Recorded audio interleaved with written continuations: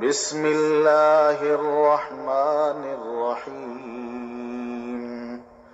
اذا الشمس كورت واذا النجوم انكدرت واذا الجبال سيرت واذا العشار عطلت واذا الوحوش حشرت واذا البحار سجرت وَإِذَا النُّفُوسُ زُوِّجَتْ وَإِذَا الْمَوْءُودَةُ سُئِلَتْ بِأَيِّ ذَنبٍ قُتِلَتْ وَإِذَا الصُّحُفُ نُشِرَتْ وَإِذَا السَّمَاءُ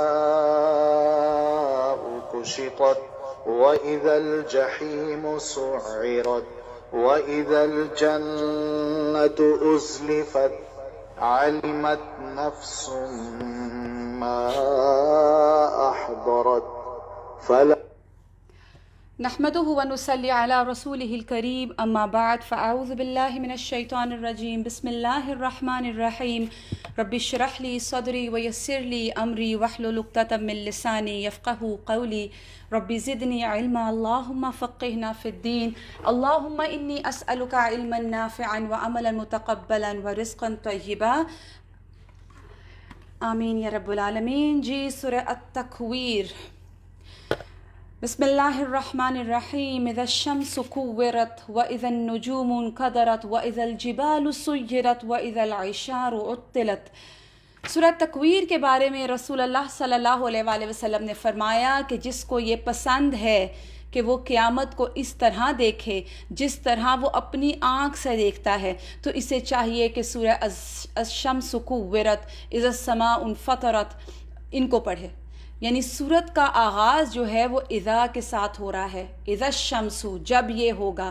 اذا کا معنی جب، یعنی خاص طور پہ یاد رکھیے اس سورت میں قیامت کا پورا ایک منظر کشی کی گئی ہے، اسی لیے رسول اللہ صلی اللہ علیہ وآلہ وسلم کا یہ فرمان جو میں نے آپ کو سامنے رکھا کہ جس کو یہ بات پسند ہے کہ وہ قیامت کو اس طرح دیکھے جیسے آنکھ سے دیکھنا ہوتا ہے، تو اسے چاہیے کہ اذا الشمس کورت و اذا السماء انفطرت ان کو توجہ اور غور سے پڑھے۔ اب ہم دیکھتے ہیں کہ یہاں پر بات کیا کی جا رہی ہے۔ جیسے میں نے آپ کو بتایا کہ سورت کا آغاز کس سے ہو رہا ہے؟ اذا اس لفظ کے ساتھ جو کسی چیز کے واقع ہونے کے بارے میں بتاتا ہے۔ اذا کا جو لفظ ہے اس کا مطلب ہے جب یہ ہوگا، تو یوں سمجھو گویا ہو گیا، یعنی یہ ہوا ہے۔ اور تقریباً 12 مرتبہ اس سورت میں یہ لفظ آتا ہے اذا۔ کائنات کی سب سے بڑی اور خطرناک ترین تبدیلی کا حکم کا علم یہ صورت ہمیں دیتی ہے، اور جب یہ صورتحال پیش آئے گی تو عقل مند کون ہے؟ وہ ہے جو آج اس کے لیے تیاری کرے۔ حدیث میں آتا ہے، رسول اللہ صلی اللہ علیہ وآلہ وسلم فرماتے ہیں سب سے زیادہ ہوشیار کون ہے؟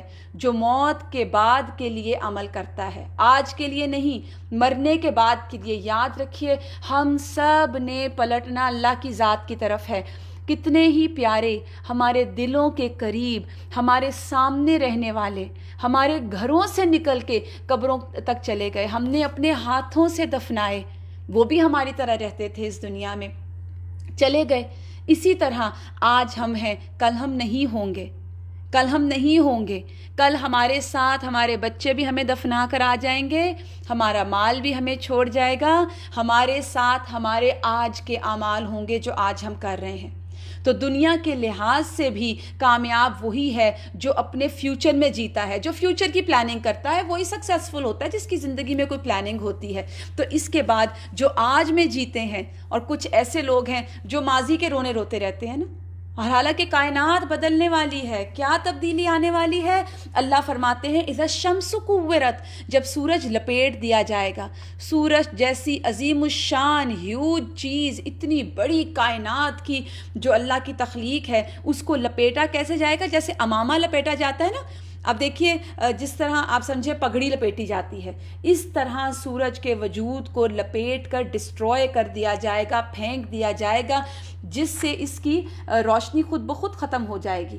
حدیث میں آتا ہے کہ قیامت والے دن چاند اور سورج لپیٹ کے رکھ دیے جائیں گے، اور بعض روایات سے معلوم ہوتا ہے کہ لپیٹ کر ان دونوں کو جہنم میں پھینکا جائے گا۔ اب جہنم میں کیوں؟ ان کا تو کوئی قصور نہیں تھا، وہ اس لیے تاکہ مشرکین مزید ذلیل ہوں، جو ان کی عبادت کرتے تھے ان کو پتہ چلے کہ جس کی یہ عبادت کرتے تھے اصل میں ان کی حیثیت کیا ہے۔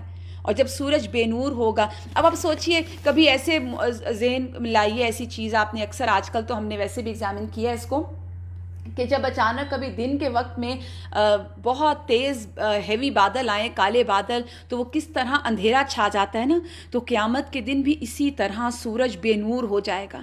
تو پھر کیا ہوگا؟ بالکل ہی نور ختم ہوگا تو ہر طرف اندھیرا ہی اندھیرا ہوگا۔ ابن عباس نے اس کے معنی کیے ہیں کہ قُوِّرَتْ اُظْلِمَتْ ہے، یعنی جب سورج کو اندھیرا کر دیا جائے گا۔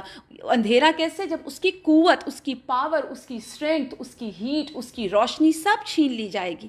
آج صرف سورج ہی نہیں، پوری سولر سسٹم کو آپ دیکھیے، پوری فیملی ہے جس کو ہم سولر سسٹم کہتے ہیں، اور وہ سولر سسٹم کسی گیلیکسی میں پڑا ہوا ہے، اس دن سب کی طاقت ختم ہو جائے گی۔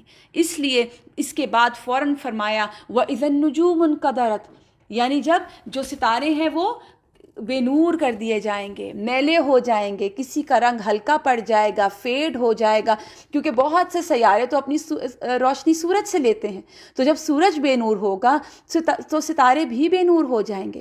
اور جس چیز نے ان ستاروں اور سیاروں کو تھاما ہوا ہے، جب وہ فورس ہی ختم ہو جائے گی تو سارے ستارے بھی ٹوٹ پھوٹ جائیں گے، جس مدار میں موو کر رہے ہیں اس کے الٹے طرف چلنا شروع کر دیں گے۔ تو سوچئے کہ جس مدار میں یہ گیلیکسی اور یہ سولر سسٹم موو کر رہا ہے، وہ اس کے بالکل اپوزٹ ڈائریکشن میں جب موو کرے گا تو ہوگا کیا؟ ایک کے بعد ایک دھماکہ، ایک کے بعد ایک ٹکراؤ اور سب ختم ہوتا جائے گا۔ تو یہاں پر اس کو ایک مینشن کیا گیا کہ جب وہ فورس جس نے اس کو رکھا ہوا ہے آسمان میں تیرتا ہوا، جب وہی ختم ہوگی تو پھر ٹکے گا کیا؟ وَإِذَا الْجِبَالُ سُيِّرَتْ، اور جب پہاڑ چلا دیے جائیں گے۔ اب یہ بھی بڑی خوفناک منظر آتا ہے نا، کہ زمین میں نظر آنے والی وہ چیزوں میں سب سے بڑا وجود پہاڑوں کا ہے۔ ہمالیاز کو ذہن میں لائیے، سطح زمین سے 12 کلومیٹرز اونچے ہیں، اتنی بھاری اور اتنی بڑی چیز چلا دی جائے گی، اپنی جگہ سے چلنے لگ پڑے۔ جتنی بڑی چوٹیاں ہیں جن کو سر کر کے آج انسان سمجھتا ہے کہ ہم نے بڑا کام کیا اور بڑا پھر نیوز پھر نشر کی جاتی ہے، وہ ختم ہو جائے گا، باقی نہیں رہے گی، ہٹا دیا جائے گا۔ کیوں؟ کیونکہ اب زمین ہموار ہونی ہے، بالکل فلیٹ کر دی جائے گی۔ پھر آگے فرمایا وَإِذَا الْعِشَارُ عُطِّلَتْ، اور جب 10 ماہ کی حاملہ اونٹنیاں چھوڑ دی جائیں گی۔ اب یہاں پر ہمیں تو اس بات کی سمجھ شاید نہ آئے، کیونکہ ہمارے لیے تو نہ کوئی اونٹنی کی ویلیو ہے اور حاملہ اونٹنی کی کچھ بات سمجھ نہیں آتی، تو یاد رکھیے اشار اور عشرہ کی جمع عربوں کا سب سے قیمتی مال، یعنی اونٹنیاں، سب سے قیمتی پریشیس مال آپ سمجھیے۔ جیسے آج کسی کے گھر میں لیٹسٹ ماڈل کی BMW یا لیٹسٹ ماڈل کی مرسڈیز کھڑی ہو، بہترین، اور یہاں تو صرف گاڑیوں کا کام دیتی ہے نا یہ مرسڈیز اور BMW، اونٹ تو اور بہت سے کام کرتے تھے، ان کے بال برداری بھی کرتے تھے، ان کی ٹریولنگ میں بھی کام آتے تھے۔ تو قیمتی ترین مال تھا، عربوں کی جان اس میں اٹکی ہوتی تھی، اور جب کہ وہ اونٹنی بچہ دینے والی ہو پھر تو عربوں کے لیے اور اس وقت کے لیے سب سے ویلیویبل تھی۔ تو قیامت کے دن یہ بات کی جا رہی ہے کہ 10 ماہ کی حاملہ اونٹنیاں چھوڑ دی جائیں گی، یعنی اپنا پریشیس ترین مال بھی انسان کے لیے اس کی کوئی ویلیو نہیں ہوگی۔ ملینز کے گھر ہوں گے نا آج ہمارے، ملینز ہم نے لگائے ہوں گے۔ آپ دیکھیے آج پریکٹیکلی دیکھیں تو ملینز کا مالک بھی اگر ہو اور کسی جان لیوا مرض کا شکار ہو تو اس کو ملینز کیا، اس کا گھر کیا، اس کے لیے کوئی ویلیو نہیں ہوتی۔ وہ کہتا ہے سب مال چلا جائے، کسی طرح مجھے صحت مل جائے۔ تو یہی مال اور دولت کل بیکار ہو جائے گی، اس کی کوئی ویلیو نہیں رہے گی۔ انسان تو انسان، جانور بھی اس مصیبت میں اپنی اولاد سے بے پرواہ ہو جائے گا۔ یہ گھر والے، یہ مال، یہ ڈگریاں، یہ ہماری تمام قیمتی رشتے جن کے لیے آج ہم اللہ سبحانہ تعالیٰ کو بھولے ہوئے ہیں، اس دن وہ سب بھول جائیں گے، اور اس دن جانا کہاں ہوگا؟ اللہ کے پاس۔ آج اگر ان کے لیے اللہ کو بھولیں گے تو کل کا انجام برا ہو سکتا ہے۔ تو وَإِذَا الْوُحُوشُ حُشِرَتْ، اب یہ اور سخت بات، جانور اکٹھے کر دیے جائیں گے، جب وحشی جانور اکٹھے کیے جائیں گے۔ اگر آپ نے کبھی کوئی موو کرتا ہوا دیکھا ہو نا کہ وہ بہت سارا جو موو کرتا ہے ایک جانوروں کا پورا کلان، تو اس میں کیا ہوتا ہے وہ پھر یہ تھوڑی دیکھتے ہیں کہ ان کے آگے کیا آ رہا ہے. اور جانور کب اکٹھے ہوتے ہیں؟ جب ان کو کوئی مصیبت یا آفت آتی ہے. اگر آپ نے کبھی نیل گائے وغیرہ کو کبھی نیشنل جیوگرافک میں دیکھا ہو تو وہ جیسے ہی ان کو کوئی خطرہ فیل ہوتا ہے وہ سب اکٹھے دوڑ لگاتے ہیں. تو جانور بھی اس دن اکٹھے کر دیے جائیں گے. وَإِذَا الْبِحَارُ سُجِّرَتْ، سمندر بھڑکا دیے جائیں گے، بھڑک اٹھیں گے. آج تمام سمندروں کا اوشن کا جتنا اوشن کا پانی ہے نا، اور دیکھیے شعلے کہاں کہاں تک ہوں گے. سارے اوشنز لے آئیے ذہن میں، اٹلانٹک اوشن، انڈین اوشن، پھر اس کے بعد سی لے آئیں سارے، میڈیٹرینین سی ہے، کیسپین سی ہے، ریڈ سی ہے، ڈیڈ سی ہے. اور پھر آپ دیکھیے پانی بنا کس سے ہوتا ہے؟ H2O، بچپن میں پڑھا تھا نا، آکسیجن اینڈ ہائیڈروجن، ان سے مل کے پانی بنا ہے. اگر اللہ ان دونوں کو ان کی اپنی اصل حالت پر لوٹا دے تو کیسے کیسے بلاسٹس ہوں گے، کیسے کیسے دھماکے ہوں گے، کیسے تلاطم برپا ہوگا. قیامت کا نقشہ کیا سمجھ آتا ہے؟ ہر طرف آفت، ہر طرف تباہی. اور جب بڑی بڑی چیزوں کا یہ حال ہوگا تو پھر چھوٹی چیزوں کو کون پوچھے گا؟ میں اور آپ کہاں ہوں گے؟ تو یہ بہت ڈرنے والی بات ہے. وَإِذَا النُّفُوسُ زُوِّجَتْ، اور جب جانیں جسموں سے ملا دی جائیں گی، اور جب جسم سے جان جوڑ دی جائے گی. مراد کیا ہے کہ روح کو جسم سے، نیک یا بد ایک جیسے جو نفوس ہوں گے وہ ملا دیے جائیں گے. گروہوں کو گروہوں کے ساتھ، جس گروپ سے کوئی جو بلانگ کرتا ہوگا ان کو ان کے ساتھ جوڑ دیا جائے گا. جانیں جسموں سے جوڑ دی جائیں گی. کئی مفہوم اس کے بتائے گئے ہیں، لیکن زیادہ یہ ہے کہ ہر انسان کو اس کے ہم مذہب اور ہم مشرب کے ساتھ ملا دیا جائے گا. مومن کو مومنوں کے ساتھ، بدوں کو بدوں کے ساتھ، یہودیوں کو یہودیوں کے ساتھ، عیسائیوں کو عیسائیوں کے ساتھ، نمازی نمازیوں کے ساتھ، بے نمازی بے نمازیوں کے گروپ میں چلے جائیں گے، جھوٹے جھوٹوں کے گروپ کو جوائن کریں گے جا کے. اب یہاں پہ سوچنے کی بات یہ ہے، ساری باتیں چھوڑیں، صرف یہ سوچیں میں اس وقت کس گروپ میں ہوں گی. اللہ کا دیدار اور اللہ کی محبت رکھنے والوں کا الگ گروپ ہوگا، اللہ سبحانہ تعالیٰ کے لیے عمل کرنے والوں کا الگ گروپ ہوگا، سچوں کا الگ گروپ ہوگا، سنتوں پر عمل کرنے والوں کا الگ گروپ ہوگا. تو ہر چیز اپنے اپنے گروپ کے ساتھ الگ ہو جائے گی. تو فرمایا وَإِذَا النُّفُوسُ زُوِّجَتْ، جس میں جوڑ دیے جائیں گے. وَإِذَا الْمَوْءُودَةُ سُئِلَتْ، اور جب زندہ گاڑی ہوئی لڑکی سے سوال کیا جائے گا. بِأَيِّ ذَنبٍ قُتِلَتْ، وہ کس گناہ کی وجہ سے قتل کر دی گئی. گاڑنے والے سے تو اللہ کلام بھی نہیں کرے گا. یعنی اس کے ہاں بچی پیدا ہوئی، اللہ نے اپنی نعمت عطا کی اور اس نے جا کے گاڑ دی. اور آپ کو پتہ ہے جیسے اہل مکہ کی جو جہالت کے واقعات ہیں وہ سنے تو رونگٹے کھڑے ہو جاتے ہیں، کس طرح وہ اپنی بچیوں کو، زندہ بچیوں کو گاڑ دیتے تھے. یہاں عورت ہونے پر ظلم کی بات کی گئی ہے کہ یہاں عورت پر ہونے والے سارے مظالم اکٹھے کر لیے جائیں گے.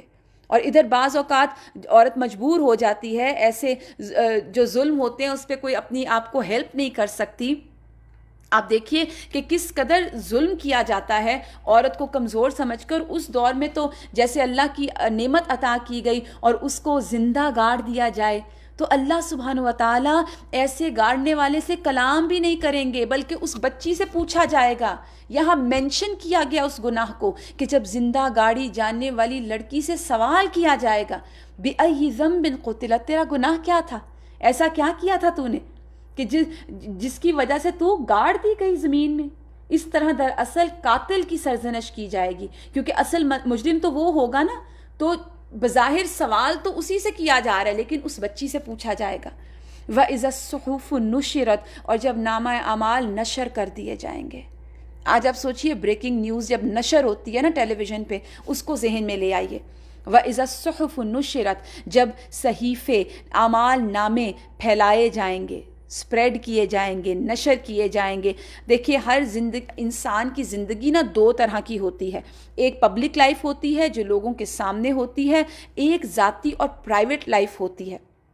اب اصل میں ہوتا کیا ہے، پبلک لائف میں تو ہم ایک اور طرح سے موو کر رہے ہوتے ہیں، لیکن جو ہماری پرائیویٹ لائف ہوتی ہے اس میں ہم کیا کیا کرتے ہیں وہ اصل میں پوچھا جائے گا. جیسے حدیث میں آتا ہے نا کہ اللہ تعالیٰ، اللہ کے رسول جو فرماتے ہیں کہ میری امت کے کچھ لوگ ایسے ہوں گے جو تہامہ کے برابر نیکیاں لے کے آئیں گے. ایک پہاڑ ہے لیکن اللہ غبار بنا دے گا ان کو. اور وجہ کیا ہوگی کہ وہ تنہائی میں اللہ سے نہیں ڈرتے تھے، تنہائیوں میں لوگوں کے سامنے اچھے رہتے تھے اور تنہائیوں میں وہ کام کرتے تھے جو اللہ کو ناراض کرنے والے ہوتے تھے. جب لوگ موجود ہوں تو اللہ اللہ کرنا شروع کر دیا اور اچھی باتیں کرنی شروع کر دیں اور اپنے آپ کو بہت ہی کیئرنگ اور محبت والا کر کے پیش کیا, اور جو ہی لوگ اوجھل ہو گئے وہ سب کچھ جو ہے وہ بدل گیا. تو یاد رکھیے وہ ہر چیز لکھی جا رہی ہے.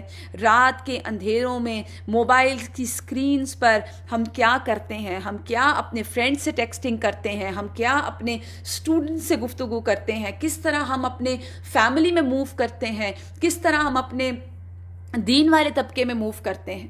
آج جیسے کوئی سیلیبریٹی ہے تو جو اس کی پرائیویٹ لائف جو ہوتی ہے اس کی کوئی بات اگر لیک کر جائے تو وہ اس کے لیے بہت شرمندگی کا باعث بن جاتی ہے. کیوں؟ کیونکہ دونوں زندگیوں میں تضاد ہے. ہم کیوں نہیں چاہتے کہ میری پرائیویٹ لائف سامنے آئے؟ کیونکہ پرائیویٹ لائف میں ہم وہ کام کر رہے ہوتے ہیں جو لوگوں کو اچھے نہ لگیں, کیونکہ دراصل ہم اللہ سے تو ڈرتے نہیں, ڈر تو ہمیں لوگوں کا ہوتا ہے. ہم نے اپنے امیج تو لوگوں کے سامنے اچھے بنانے ہوتے ہیں. ساری عمر گزر گئی ایک ہی جملہ سنتے ہوئے بڑے ہوئے اور ایک ہی جملہ آگے بھی انڈیوس اپنے بچوں میں کرتے رہے کہ لوگ کیا کہیں گے. ہم نے کبھی اس جملے کو غور کیا اس کے اوپر؟ تو اسی وجہ سے آج ہم صرف لوگوں کے لیے جیتے ہیں. ہم ان کی پسند ناپسند پر اپنے آپ کو بدلتے ہیں, اسی لیے پریشان اور گھبرائے ہوئے رہتے ہیں.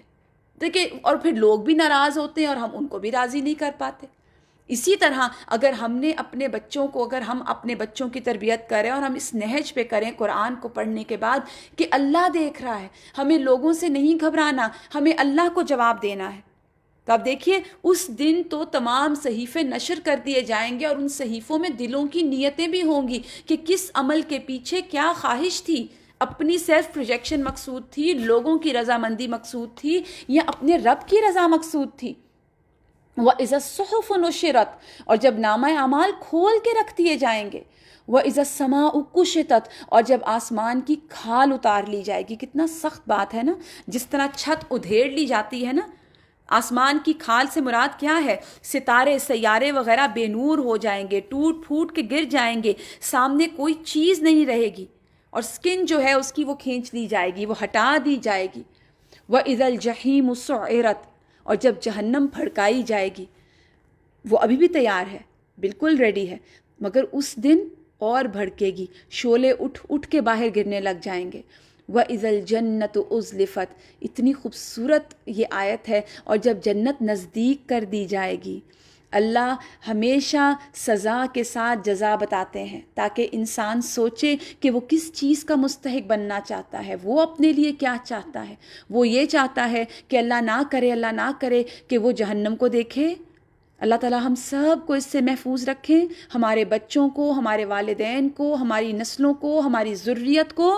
وَإِذَا الْجَنَّةُ أُزْلِفَتْ, کہ جنت ہمارے قریب کر دی جائے, یعنی خود چل کے نہ جانا پڑے گا, جنت قریب لائی جائے گی, جنت لے آئی جائے گی. اتنا زیادہ ایک مقام دیا جائے گا مومنین کو اور جنتیوں کو. اللہ تعالیٰ ہم سب کو جنت میں بہترین مقام دے, ہماری ذریت کو, ہمارے والدین کو جو آج ہم میں ہیں ان کو بھی, اور جو نہیں ہیں ہمارے پیارے جو جا چکے ان کو بھی, اور تمام مومنین کو. علمت نفس ما احضرت, اور اس دن ہر شخص جان لے گا جو کچھ کر کے لایا ہوگا. ان ادر ورڈ سارے کرتوت سامنے آ جائیں گے. آپ دیکھیے یہ بہت ڈرانے والی آیات ہیں کہ اس دن ہر شخص جان لے گا جو وہ کر کے آیا. یعنی یہ جو پیچھے امور آئے جن میں سے پہلے 6 امور کا تعلق دنیا سے ہے اور دوسرے آخر کا جو ہیں 6 امور ان کا آخرت سے, تو اس وقت ہر ایک کے سامنے ان کی حقیقت آ جائے گی. ہر شخص جان لے گا کہ اس نے کیا حاضر کیا, وہ کیا لے کے آیا. دنیا کے سفر میں دیکھیے بسا اوقات ہم اپنی آسانی کے لیے نا ایکسٹرا سامان بھی لے جاتے ہیں. پھر کیا ہوتا ہے کہ ہم کئی دفعہ ہمیں بہت لمبی ٹریولنگ ہو یا ہمیں لگے کہ کوئی چیز ضروری نہیں ہے تو ہم اس کو پھر کہیں آگے پیچھے ریپلیس کر سکتے ہیں. مگر آخرت کے لیے ہم نے کیا کیا؟ جو ضرورت کا سامان ہے اتنی بھی تیاری نہیں کی. ہم سوچیں کہ کل کے لیے ہم نے کیا آگے بھیجا. میری نمازیں کیسی ہیں, میں قرآن کتنا پڑھ رہی ہوں, میں صدقہ خیرات کتنا کر رہی ہوں, میں روزے کتنے ہیں میرے اور کتنے ہیں جو چھٹ گئے, کتنا میں نے لوگوں کو سکھایا, کتنا میں نے علم سکھایا, کتنا پیچھے چھوڑ کے جا رہی ہوں. جو میں آج کر رہی ہوں کل وہی کام آئے گا. اور ان کاموں کے لیے, ان اعمال کے لیے یاد رکھیے یہ 10 دن بہترین دن ہے کہ انسان ان میں زیادہ سے زیادہ تکبیرات پڑھے، زیادہ سے زیادہ نوافل ادا کرے، اپنی فرائض کا دھیان کرے، صدقات کرے اور اللہ تعالیٰ سے بہترین چیز کی امید رکھے۔ علمت نفس ما احترت، پھر فرمایا فلا اقسم بالخنس، میں قسم کھاتا ہوں پیچھے ہٹنے والے کی، الجوار الکنس، چلنے پھرنے والے اور چھپنے والے ستاروں کی۔ اب یہاں پہ اس سے مراد ستارے ہیں، خنس خنسا سے ہے جس کے معنی پیچھے ہٹنے کے ہیں۔ یہ ستارے دن کے وقت اپنے منظر سے یعنی ہٹ جاتے ہیں، نظر نہیں آتے، اور یہ خاص طور پر سورج کے رخ پر یہ ستارے ہوتے ہیں، اور بعض کہتے ہیں سارے ہی ستارے مراد ہیں، کچھ کہتے ہیں اسپیسیفک ہیں لیکن کچھ کہتے ہیں سارے مراد ہیں، کیونکہ یہ سب اپنے غائب ہونے کی جگہ پر غائب ہو جاتے ہیں یا دن کو چھپ جاتے ہیں۔ اور الجواری چلنے والے، الکنس چھپ جانے والے، جیسے ہرن اپنے مکان اور مسکن میں چھلانگے مارتا چھپتا اور نظر آتا ہے نا، اسی طرح فلا اقسم بالخنس الجوار الکنس واللیل اذا عسعس، اور رات جب وہ جانے لگے، یعنی ازداد میں سے ہے، ازداد کہتے ہیں جس میں دونوں معنی پائے جائیں، یعنی آنے اور جانے، تاہم یہاں جو ہے وہ جانے کے معنی میں ہے، یعنی رات جب جانے لگے، اور والصبح اذا تنفس، اور جب صبح اس نے جب سانس لی۔ اتنی خوبصورت طریقے سے اللہ سبحانہ تعالیٰ نے صبح کے آنے کا منظر بیان کیا سانس لینے سے، اس کو آپ ذہن میں لائیے اور صبح ہونے کا منظر ذہن میں لائیے، یعنی جب اس صبح کا ظہور ہوتا ہے، جب طلوع ہوتا ہے، جب وہ پو پھٹ کر باہر آتی ہے، والصبح اذا تنفس، اور صبح جب اس نے سانس لی، انہ لقول رسول کریم، یقیناً ایک بزرگ رسول کا کہا ہوا قول، رسول کریم، کون ہے یہ رسول کریم؟ مراد ہے یہاں پر حضرت جبرائیل امین علیہ السلام، اور وہ کیسے ہیں اب آگے حضرت جبرائیل علیہ السلام کی کچھ خصوصیات بتائی جائیں گی۔ ذی قوہ، ذی قوہ، قوت والے، طاقت والے، پاور والے، یعنی ان کی قوت جو ہے وہ آپ دیکھیے کہ حضرت جبرائیل کے بارے میں آتا ہے نا کہ جب انہوں نے قوم لوط پر عذاب آیا تو حضرت جبرائیل نے اپنے پر کی نوک پہ اس پوری آبادی کو اٹھایا، آسمان پر لے کے گئے اور پلٹا کے مار دیا۔ یہ تو ان کی قوت ہے، اور عرش والے کے ہاں ان کا سٹیٹس ہے، کیسے اللہ تعالیٰ فرماتے ہیں عند ذی العرش مکین، یعنی عرش والے اللہ سبحانہ وتعالیٰ کے نزدیک بلند مرتبہ ہے، ان کا بہت بڑا سٹیٹس ہے، بہت بلند مقام ہے۔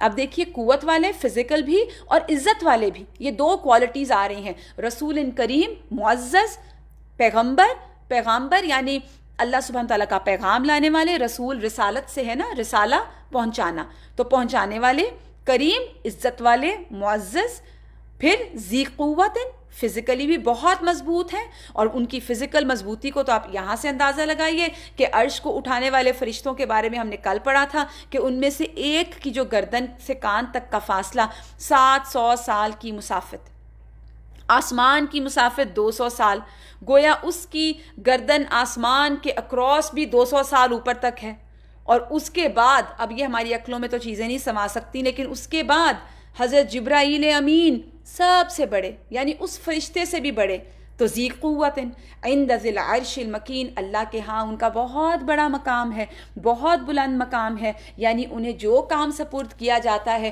وہ اسے پوری قوت کے ساتھ کرتے ہیں۔ ابھی آگے ان کی مزید کوالٹی بتائی، متاع ثم امین، جس کی آسمانوں میں اطاعت کی جاتی ہے وہ امین ہے۔ کیا مطلب؟ یعنی جبرائیل امین ہی کہا جاتا ہے نا ان کو، وہ امین ہے، امانت دار ہے۔ امانت دار کیسے؟ یعنی جو ان کو کام کہے جاتے ہیں، جو ڈیوٹیز ان کے سپرد کی جاتی ہیں وہ پوری کرتے ہیں، وہ خواہ وحی لانی ہو یا کوئی بھی اور کام جو اللہ ان کو دیں، اور ان کی بات مانی جاتی ہے، ان کا حکم چلتا ہے، اللہ تعالیٰ ان کو جو حکم دیتے ہیں وہ فرشتوں کو دیتے ہیں اور فرشتے سرنڈر کرتے ہیں۔ وما، اللہ تعالیٰ نے پھر ان کی قسم کھا کے جس کی آسمانوں میں اطاعت کی جاتی ہے، انہ لقول رسول کریم، یہ عام قرآن نہیں ہے، یہ عام بات نہیں ہے، ذی قوت عند العرش المکین، متاع ثم امین، وما صاحبکم بمجنون، تمہارا ساتھی دیوانہ نہیں ہے۔ ابھی ہم سیرہ پڑھ رہے ہیں نا، تو اس میں ہم یہی آج کل پڑھ رہے ہیں کہ وہ کس طرح انکار کرتے تھے اہل مکہ اور رسول اللہ صلی اللہ علیہ وآلہ وسلم کو نعوذ باللہ دیوانہ، مجنون اور کیا کچھ گھڑنتیاں کہ خود گھڑ کے لے آیا، یہ سب کچھ کہتے تھے. تو اللہ سبحانہ تعالیٰ یہاں اہل مکہ سے خطاب کر رہے ہیں کہ یہ جو صاحب ہیں تمہارے، یعنی نبی کریم صلی اللہ علیہ وآلہ وسلم، یعنی تم جو گمان رکھتے ہو کہ تمہارا ساتھی، تمہارا ہم وطن محمد صلی اللہ علیہ وآلہ وسلم دیوانہ ہے، مجنون ہے، تو نعوذ باللہ ایسا نہیں ہے. ذرا قرآن پڑھ کے تو دیکھو، کیا کوئی دیوانہ ایسا کلام پیش کرے گا؟ کیا کوئی دیوانہ اس طرح کے حقائق لے کے آئے گا، گزشتہ قوموں کے کام بتائے گا، وہ جو اس قرآن میں بتائے گئے ہیں؟ تو یہاں یہی بات کی گئی، وَمَا صَاحِبُكُم بِمَجْنُونٍ، تمہارا ساتھی محمد صلی اللہ علیہ وآلہ وسلم دیوانہ نہیں ہے. وَلَقَدْ رَآهُ بِالْأُفُقِ الْمُبِينِ، اس نے فرشتے کو آسمان کے کنارے پر دیکھا بھی ہے. کیا مراد ہے؟ یہ پہلے بھی گزر چکا کہ نبی کریم صلی اللہ علیہ وآلہ وسلم نے حضرت جبرائیل علیہ السلام کو 2 مرتبہ ان کی اصل حالت میں دیکھا ہے. وہ الحمدللہ جو لوگ سیرہ کا سیشن اٹینڈ کرتے ہیں وہ اس کو اچھی طرح ریلیٹ کر رہے ہوں گے، اور بڑا ہی جب آپ سیرہ پڑھ رہے ہوتے ہیں اور اس طرح کی آیات آئیں تو آپ پورا اس کو ریلیٹ کر سکتے ہیں. تو جن میں سے ایک کا یہاں ذکر ہے، یہ ابتدائے نبوت کا واقعہ، جب نبی کریم صلی اللہ علیہ وآلہ وسلم نے حضرت جبرائیل علیہ السلام کو دیکھا، افق پر دیکھا، آسمان کے کناروں کو انہوں نے بھر دیا، ان کے 600 پر تھے. اور دوسری مرتبہ معراج کے موقع پر دیکھا، وہ سورہ نجم میں آتا ہے. فرمایا وَلَقَدْ رَآهُ بِالْأُفُقِ الْمُبِينِ وَمَا هُوَ عَلَى الْغَيْبِ بِدَنِينٍ، یہ غیب کی باتوں کو بتلانے میں بخیل نہیں ہے. یہ نبی صلی اللہ علیہ وآلہ وسلم کی طرف سے بات کی جا رہی ہے کہ آپ کو جن باتوں کی اطلاع دی جاتی ہے، آپ کو جو بتایا جاتا ہے، جو احکامات، جو فرائض آپ کو بتائے جاتے ہیں، آپ ان میں سے کچھ بھی نہیں چھپاتے، اپنے پاس کچھ بھی نہیں رکھتے، بلکہ اپنا جو فریضہ رسالت ہے اس کو پورا ادا کرتے ہیں، ذمہ داریوں کا احساس کرتے ہوئے ہر حکم اور ہر بات لوگوں تک پہنچا دیتے ہیں. وما هو علی الغیب بدنین وما هو بقول الشیطان الرجیم، اور یہ قرآن شیطان مردود کا کلام نہیں ہے. شیطانوں کو کہاں زیب دیتا ہے کہ وہ ایسے کلام لے کے آئیں؟ قرآن کو یہ نہیں سمجھتے، قرآن سے فائدہ نہیں اٹھاتے. اہل مکہ بس قرآن پہ ایلیگیشنز لگاتے تھے، کیا کہتے تھے؟ یہ تو شیطان مردود کا کلام ہے. تو جس طرح نجومیوں کے پاس شیطان آتے ہیں، جن آتے ہیں، آ کے ان کو چھوٹی چھوٹی باتیں بتا جاتے ہیں، تو قرآن بھی ایسا ہی ہے. تو یہاں پہ یہ کہا جا رہا ہے قرآن تو ایسا ہے ہی نہیں، اس طرح سے تو نہیں ہے. وما ہوا بقول شیطان الرجیم فأین تذہبون، پھر تم کہاں جا رہے ہو، کیا کر رہے ہو، کیوں اعراض برتتے ہو، کیوں اطاعت نہیں کرتے، کیوں سرنڈر نہیں کرتے، کیوں اپنی میں آئے ہوئے ہو. ان ہوا الا ذکر للعالمین، یہ تو تمام جہان والوں کے لیے نصیحت نامہ ہے، کسی اسپیسیفک کے لیے نہیں ہے، ہر ایک کے لیے اس میں نصیحت ہے. لمن شاء منکم ان یستقیم، بالخصوص اس کے لیے جو تم میں سے سیدھی راہ پر چلنا چاہے، یعنی جو اعتدال پر رہ کر صراط مستقیم پر چلنا چاہے، اس کے لیے تو بے شمار خزانے ہیں اس میں. جو اللہ کی رضا چاہتا ہو اس کی تو پھر اس کا تو دل بھر ہی نہیں سکتا اس سے، اس کو تو سکون آ ہی نہیں سکتا اس کے بغیر. اور آخر میں اللہ سبحانہ تعالیٰ نے بہت ہی خوبصورت آیت ارشاد فرمائی، وَمَا تَشَاءُونَ إِلَّا أَن يَشَاءَ اللَّهُ رَبُّ الْعَالَمِينَ، اور تم اپنی پروردگار عالم کے چاہے بغیر کچھ چاہ بھی نہیں سکتے. مراد کیا ہے؟ یعنی تمہاری چاہت اللہ کی توفیق کی وجہ سے ہے. مثال کے طور پر ہم چاہتے ہیں کہ ہم اس ذی الحج کے عشرے میں ہم بہت نیک کام کریں، اب یہ ہماری ایک چاہت ہے، لیکن یہ چاہت پوری تبھی ہوگی جب اللہ کی توفیق ہوگی. اور توفیق کب ہوگی؟ یہ انہی کو ہوگی جو اس کی توفیق مانگیں گے، اپنے آپ کو جھکائیں گے اور اس سے طلب کریں گے، اپنے اندر طلب لے کر آئیں گے. ہم تو اپنی دنیا میں اپنے کاموں میں اتنے مگن ہیں کہ ہمیں کچھ یاد ہی نہیں رہتا. تو یعنی تمہاری چاہت اللہ کی توفیق پر منحصر ہے. جب تک تمہاری چاہت کے ساتھ یاد رکھیے اللہ کی مشیت، اللہ کی مرضی، اللہ کی رضا نہیں ہوگی تو اس کی توفیق بھی شامل نہیں ہوگی. اور اس وقت تک کوئی انسان سیدھا راستہ بھی اختیار نہیں کر سکتا جب تک کہ اس کا رب نہ چاہے. وما تشاءون، تمہارے چاہنے سے کیا ہوتا ہے؟ وما تشاءون الا ان یشاء اللہ رب العالمین. سورہ الانفطار. بسم اللہ الرحمن الرحیم. بسم اللہ الرحمن الرحیم. إذا السماء انفطرت وإذا الكواكب انتثرت وإذا البحار فجرت وإذا القبور بعثرت علمت نفس ما قدمت وأخرت يا أيها الإنسان ما غرك بربك الكريم الذي خلقك فسواك فعدلك في أي صورة ما شاء ركبك كلا بل تكذبون بالدين وإن عليكم لحافظين كراما كاتبين يعلمون ما تفعلون. بسم اللہ الرحمن الرحیم. اذا السماء انفطرت، جب آسمان پھٹ جائے گا. اب یہاں پر بھی وہی مضمون دوبارہ سے دہرائے جائیں گے، یعنی اللہ کے حکم اس کی ہیبت سے پھٹ جائے گا اور پھر فرشتے نیچے اتر آئیں گے. وَإِذَا الْكَوَاكِبُ انتثرت، جب ستارے جھڑ جائیں گے یعنی نیچے گر جائیں گے. اور پھر کیا فرمایا؟ وَإِذَا الْبِحَارُ فُجِّرَتْ، اور جب سمندر بہہ نکلیں گے. ان سب کا پانی ایک ہی سمندر میں جمع ہو جائے گا، یعنی اللہ تعالیٰ ایسی ہوا بھیجے گا جو اس میں آگ بھڑکا دے گی، جس سے فلک شگاف شعلے بلند ہوں گے. آج بھی ہم جانتے ہیں نا کہ زمین کے اندر پانی کے نیچے کتنے والکینوز ہیں، تو ہو سکتا ہے وہ سب کے سب پھٹ پڑیں.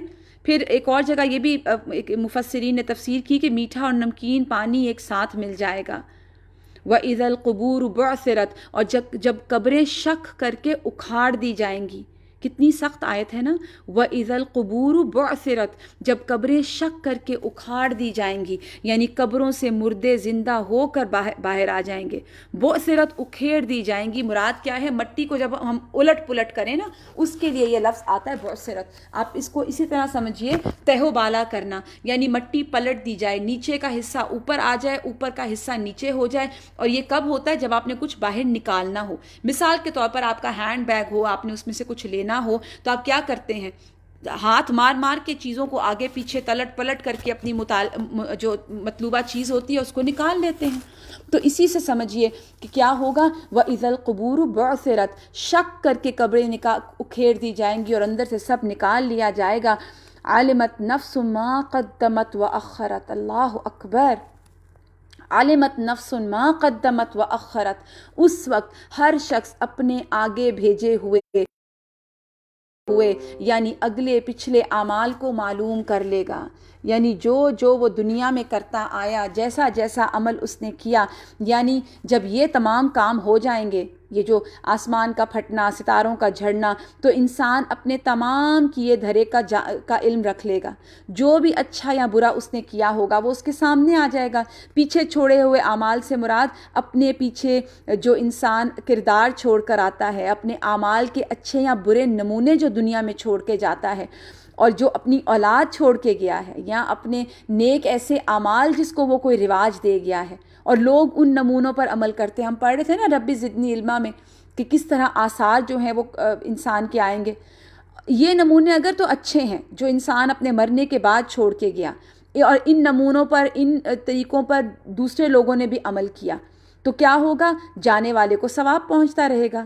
اگر یہ امپریشنز، یہ نمونے برے ہیں، اولاد کی بری تربیت، اولاد کی غلط تربیت، یا نیک کام نے لوگوں کو غلط کام سکھا کے پیچھے چھوڑ کے گیا، تو جو بھی اسے اپنائے گا ان کا گناہ بھی اس شخص کو پہنچتا رہے گا. تو یہاں پر یہ جو چیز کہی گئی نا، علمت نفس ما قدمت وأخرت، یعنی ہر انسان کا کیا دھرا جو ہے وہ اس دن سامنے آ جائے گا. ہر چیز اپنے سامنے آ جائے گی. پھر آگے اللہ سبحانہ تعالیٰ فرماتے ہیں یا ایھا الانسان، مجھ سے اور آپ سے خطاب ہے، عام انسان جنرل کر کے بولا گیا. ما غرک بربک الکریم، تجھے تیرے رب کریم کی طرف سے کس چیز نے دھوکہ دیا؟ یہ اللہ کی طرف سے، یاد رکھیے، سخت ڈانٹ والی آیت ہے. یہاں پر اس آیت کریمہ کے معنی یہ ہیں کہ اے ابن آدم، تجھے تیرے کریم اور عزت والے عظیم رب کے بارے میں کس چیز نے دھوکہ دیا؟ کیا مطلب ہے دھوکہ؟ حتیٰ کہ تو اس کی نافرمانی پر اتر آیا، اس کی معصیت پر اتر آیا، اس کے منع کیے ہوئے کاموں کو تو نے حلال کر لیا، اور تو اس طرح اس کے سامنے آیا جو اس کی شان کے مطابق نہیں تھا۔ تو دو باتیں اس میں آئیں کہ انسان نے اپنے یا ایھا الانسان ما غرک بربک الکریم سے کیا مراد ہے کہ اللہ کے سامنے معصیت اور نافرمانی پہ انسان اتر آیا، اور پھر اس طرح اللہ کے سامنے انسان اپیئر ہو کہ اللہ کی وہ شان کے مطابق نہ ہو، جیسا کہ حدیث میں آتا ہے اللہ سبحانہ و تعالیٰ قیامت کے دن فرمائے گا ابن آدم ما غرک بی، اے ابن آدم تجھے میرے بارے میں کس چیز نے دھوکہ دیا؟ اے ابن آدم تو نے پیغمبروں کو کیا جواب دیا؟ اور مقاتل جو ہیں ایک مفسر وہ کہتے ہیں کہ یہ آیت جو ہے اسود بن شریق کے بارے میں آئی، اور اس وقت نازل ہوئی جب اس نے رسول اللہ صلی اللہ علیہ وآلہ وسلم پر ہاتھ اٹھایا، دست درازی کی، آپ کو ہٹ کیا۔ اللہ تعالیٰ نے اسے فوراً اسی وقت اپنی عذاب کی گرفت میں نہیں لیا، بلکہ یہ آیت نازل فرمائی یا ایھا الانسان ما غرک بربک الکریم، کہ تم دیکھو تو صحیح کہ تم یہ کام جو کر رہے ہو یہ کس کے ساتھ کر رہے ہو، کس چیز نے تجھے ایسے دھوکے اور فریب میں مبتلا کیا کہ تو رب کے ساتھ کفر کرنے تک آ گیا۔ ایسا رب جس نے تجھ پر احسان کیا، تجھے وجود بخشا، تجھے عقل اور فہم عطا کی، پوری زندگی اور زندگی گزارنے کے بہترین طریقے، بہترین وسائل فراہم کیے، تو یہاں یہی فرمایا گیا یا ایھا الانسان ما غرک بربک الکریم الذی، اللہ تو وہ ذات ہے، یہ رب کریم تو وہ ذات ہے، الذی خلقک، جس نے تجھے تخلیق کیا، تو کچھ نہیں تھا، کچھ بھی نہیں تھا، خلقک تجھے تخلیق کیا، عدم سے وجود میں لایا، فسواک پھر تجھے برابر کیا، فعدلک اور تجھے درست کر دیا، درست بنایا۔ یہاں پہ یہ بہت ہی خوبصورت طریقے سے اللہ سبحانہ تعالیٰ نے انسان کو اس کی اوقات اور حقیقت بتائی، یعنی حقیر نطفے سے تیرا آغاز ہوا، ایسا گندا پانی جس کو کوئی دیکھنا بھی نہ چاہے، ایسا گندا وجود، یعنی تجھے پھر ایک کامل انسان بنا دیا، ایسا کامل کہ آج تو سنتا ہے، تو دیکھتا ہے، تو عقل رکھتا ہے، اپنی پسند اور ناپسند بتاتا ہے، اور اللہ کی شان قرآن میں اور دین میں اپنی ناپسند اور پسند بتاتا ہے انسان۔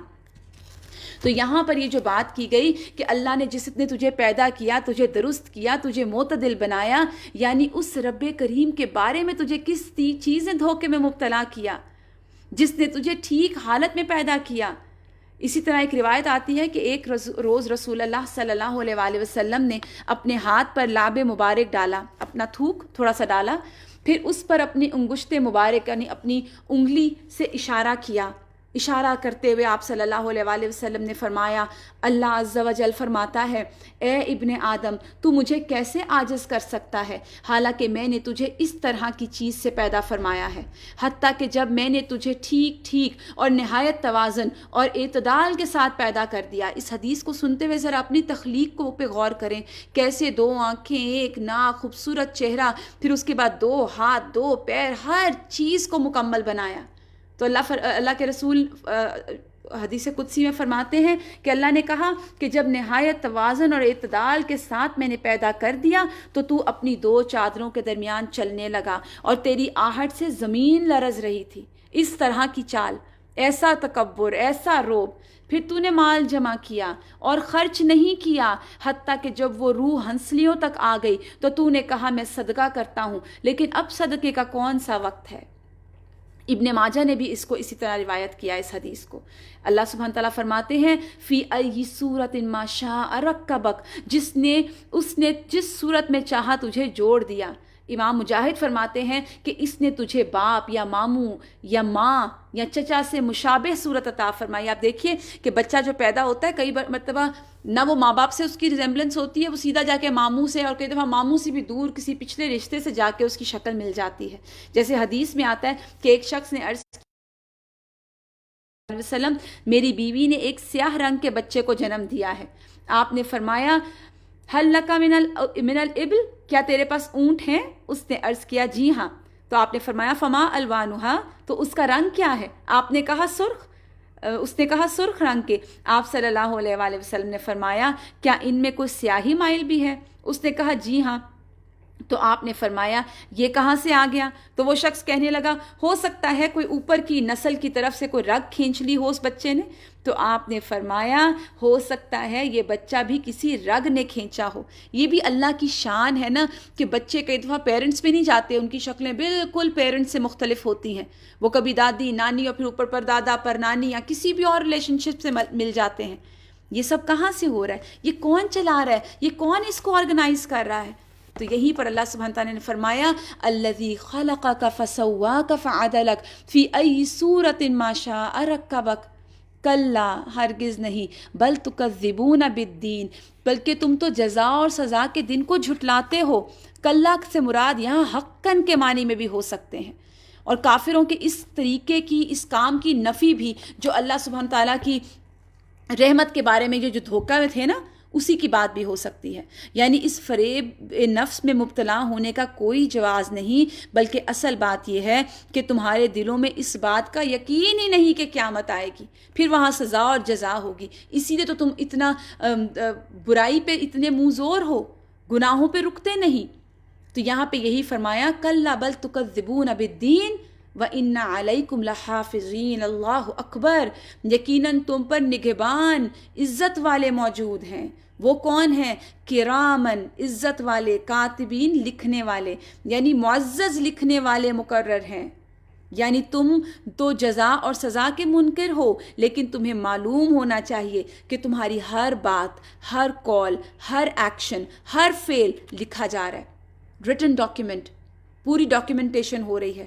اللہ کی طرف سے فرشتے تم پر بطور نگران مقرر ہیں جو تمہاری ہر اس بات کو جانتے ہیں جو تم کرتے ہو. گویا انسانوں کو تنبیہ کی جا رہی ہے، ڈرایا جا رہا ہے کہ ہر عمل کرنے سے پہلے، ہر بات کرنے سے پہلے سوچ لو وہ غلط تو نہیں ہے.